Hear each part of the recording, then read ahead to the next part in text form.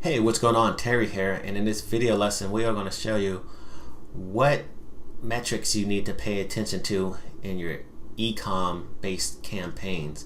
So always lots of questions around how do I know if things are going well, how do I know if they're not going well. So in this video lesson we're going to tell you what to look for, and we're going to do it in less than 10 minutes. So let's go ahead and jump right in, and right now we're just going to look at the ecom account and show you kind of what I look at in terms of metrics. So right now I'm actually at the ad set level, so I can see how each of these individual ad sets are doing for a campaign. And it's important to make sure that you have your columns set up correctly. If you don't know how your columns to be set up to be able to view this data more easily and efficiently, go ahead and watch another video that teaches you what columns I use to set up and why. Alright, so in terms of metrics, obviously to me the most critical one is the website purchase return on ad spend, and this is a pretty new column within Facebook Ads Manager, which I love. Before I had to do this manually, but now we can just go ahead and pull this right in. So this is the most important metrics you want to look at, because it tells you that for every dollar you spent, what you made in return. So 5.71 is 571%. So that means that for every dollar we've put into this ad set over the last 30 days, we have made $5.71 back. 647% and 1,836%. $1 in, $18.36 out. So that is the most critical metric. And then secondly, I'm looking at the cost per purchase.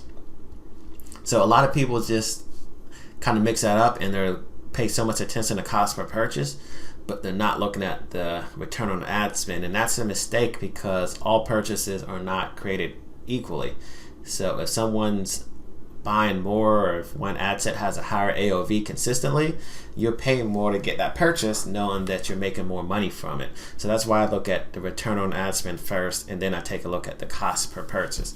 And in this case it kind of makes sense because this is the one that did the best, and you see that we have a $10.53 cost per purchase, where this one is $19.59. So it kind of holds true to what you would think in this scenario, but that's not always the case.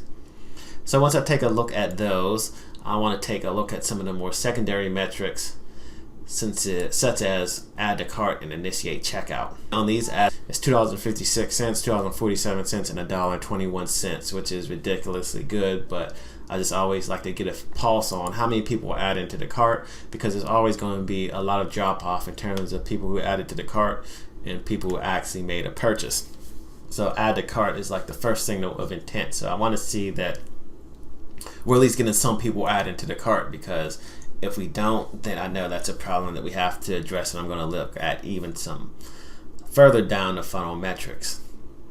And then after that, the checkout. So the checkout is the next piece of it. After someone added to their cart, if they're even more interested, they're going to start the checkout process. And that's when they see shipping and things like that. So I want to get a handle on what those numbers look like, and also how they look in comparison to the add to cart numbers.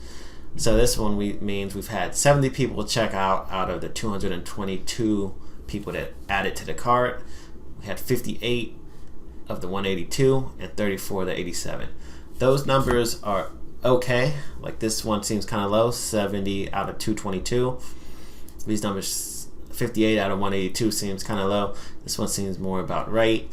You probably are hoping to get upwards of 50% of the people that added to the cart to actually initiate checkout. So right here, that seems like a little bit of a leak. If we can get more people to initiate the checkout that have added to the cart, we would be even more profitable.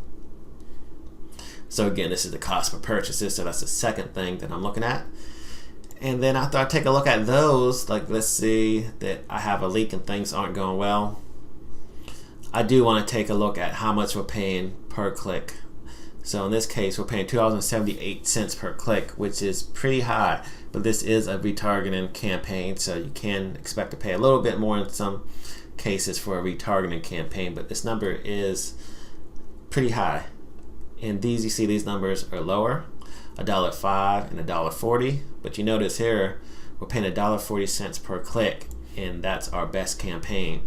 So that cost per click's a bit higher than our lowest, but the return on ad spend is a lot greater. So the cheapest click is not always the best click. So that's something to be aware of, but you do want to get a feel of how much it's costing you to drive clicks to your site, especially for an e-com store, because you have to make the numbers work. So if you're just paying a really, really high cost per click, then you know that you have problems, because you need to be able to drive traffic to your store at a good cost to make sure that the math works out. And in this case, it does. But something that I would take from this analysis is there any way we can work on getting that $2.78 down to below $1.50? Because if so, then we're going to open up ourselves a much better chance of success, especially if we keep this same ratio of getting people add to the cart and buying. And from there, also want to take a look at relevancy just to see how that's going. It's always good to take a peek at your relevant scores, and you see we have a big variance here. This one's at 8, we have a 4 in here. So they're kind of all over the board, but the relevance doesn't always equate back to the return on the ad spend. So let's take a look at this one. So we have an 8 in the lead, so that one looks good. But yeah, let's see.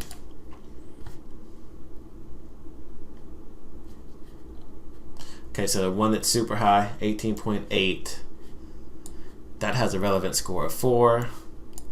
The 17.05 has a relevant score of 4. Yeah, so this is a perfect example of a higher relevant score doesn't always mean better results. You know, with all things being equal, I would rather see this relevant score be like at 8, 9, or 10. But I'm going to continue to run it. I'm going to continue to try to bump it, because this metric right here is definitely the most important. But, you know, relevant score is something that I do like to at least keep a pulse on and see how things are trending. But it's not the end all be all. Alright, so yeah, that sums up what I look for in an e-com campaign. I'm looking at the return on ad spend first and foremost. I want to know for every dollar I put in, how much am I getting out? Then I'm taking a look at the cost per purchase. And then from there, I'll look at the secondary metrics to kind of work backwards to see how we're getting to those numbers, and to see if I can identify any leaks that we can work on and improve to get a better return on ad spend. So hopefully that answers your questions. Let me know if you have any others. Thanks for watching. Have a good one. Bye.